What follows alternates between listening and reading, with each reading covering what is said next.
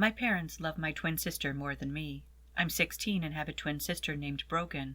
Same birthday, same house, same parents, but completely different childhoods. People have always made it clear that they think my sister is cuter than me.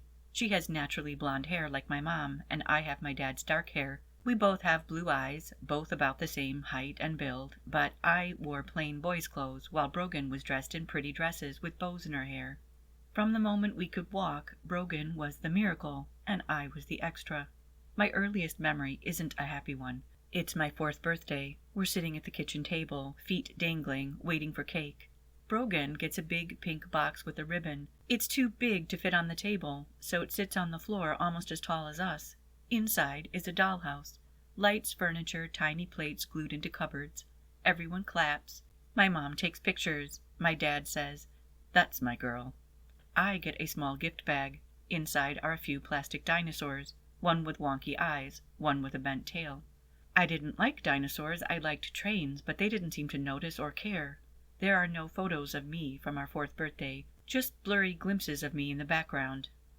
"Don't lose these," my dad told me as he handed me my gift, already turning back to Brogen. As we got older, the gap widened instead of shrinking. Brogen got ballet lessons, piano lessons, and art classes. I got told those things were expensive, that money was tight. When I asked to join soccer, I was told practices clashed with Brogen's classes. My dad said, maybe next year. But the next year was the same. A week after I had asked about soccer, Brogen squealed with excitement because she had asked to start horseback riding lessons and my parents had agreed.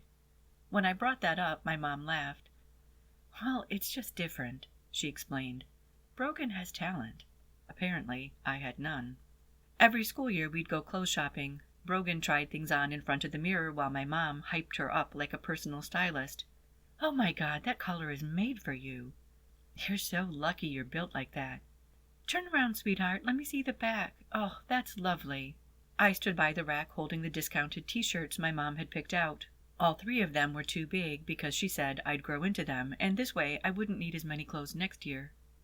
When I asked if I could get new jeans because one of mine had a rip in the knee, my mom sighed. "Do you really need them? You have other jeans." I did. I had one other pair of jeans. Meanwhile, Brogen walked out with bags of clothes and shoes that cost hundreds of dollars. I had to wear the same pair of sneakers for 2 years, and when the sole finally fell off, my mom suggested to my dad that he glue it back on. Never mind the fact that my little toe had started poking through a hole in the side. At school, teachers loved us both, at first. Brogen was bubbly, charming, and the kind of pretty that made adults soften automatically. I was quiet, awkward, and angry in ways I didn't know how to explain. When Brogen forgot homework, my mom drove it to school. When I forgot homework, my dad said, "Actions have consequences." When Brogen cried, the whole household stopped. When I got upset, I was overreacting. But the worst part wasn't the gifts or the clothes, it was the attention.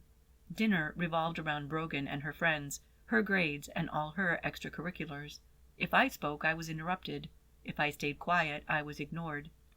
If I snapped or lashed out in any way, I was punished. I hated the differences in how we were treated, but I was too young to understand. It wasn't my fault. For years, I questioned, what was wrong with me? What had I done to make our parents hate me so much? Why was it that no matter what I did, what strategy I tried, I couldn't seem to make them love me or want me around? When I was 13, I tried an experiment. I stopped talking entirely at dinner for a week. No one noticed. No one talked to me. No one asked me how my day was or how I was doing. On the 7th night, Brogen wasn't hungry and stayed in her room. My mom looked around the table and frowned. "Why is it so quiet?" I realized then that my silence only mattered, was only even noticed, when Brogen wasn't there to fill it.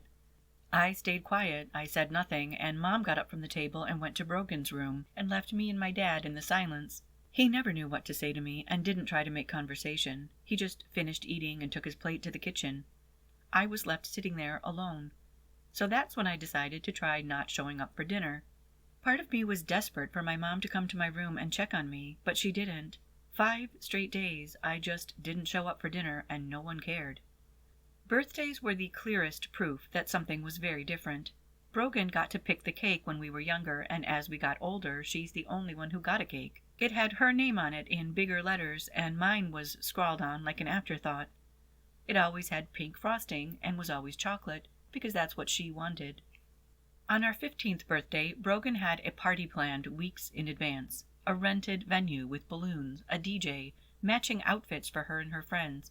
My parents spent the whole night filming her dancing, laughing, blowing out candles. I got to invite one friend, didn't blow out any candles, and my parents gave me a card. Not a gift, just a card. Inside, Mom had written, "Happy birthday to," like an afterthought stapled onto Brogan's celebration. I asked my dad later if I could have a small party with a few friends. He barely glanced up from his phone. "Money's tight," he replied. 2 days later, Brogan came home with a new phone because hers was feeling slow. I had started keeping score, not because I wanted to be bitter, but because I needed proof that I wasn't imagining this. Brogan's room got redecorated twice. Mine still had peeling dinosaur wallpaper from when I was 4. Brogan got rides everywhere. I walked. She had no chores, and I had several. Once my mom accused me of being jealous and said that was my real problem.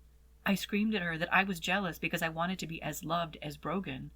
Mom looked shocked and told me not to talk to her like that.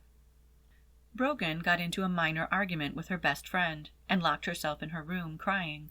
My mom sat outside the door for an hour talking to her, trying to comfort her through the door. My dad later took her out for ice cream. That same week, I failed a math test. I've always struggled with math, but I had really been trying. When I showed my parents the grade and explained that I was upset, my dad just laughed. "Guess you're not college material," he said. I went to my room, crying, and punched my mattress until my hands hurt. No one came to comfort me. No one cared.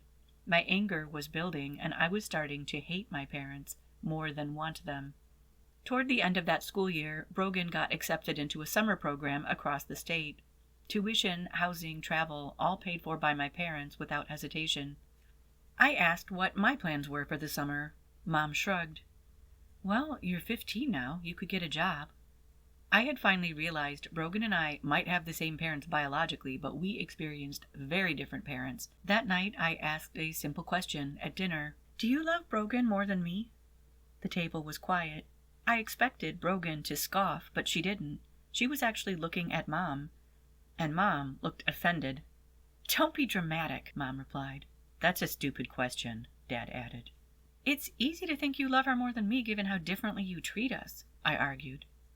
"We don't treat you that differently," Mom insisted. "We just try to nurture your individual skills and talents." I stared at her, my eyes angry. "You don't let me take any classes or lessons outside of school. You haven't bought me a birthday present in years. You make me wear the same clothes and broken shoes, but you buy Brogan everything she wants. You don't care if I'm upset. You don't check on me or ask me how my day went. You don't care about me at all." I got up from the table and went to my room. No one checked on me that night either. It was around then that I stopped asking for things. I stopped expecting fairness. I stopped sharing anything real about my life, and I started planning. I got a part-time job and saved every dollar. I researched colleges and scholarships without telling them. I learned how to cook for myself, how to do my own laundry, how to exist without relying on anyone. Brogan didn't notice. She was too busy being adored, and my parents didn't notice because they never had.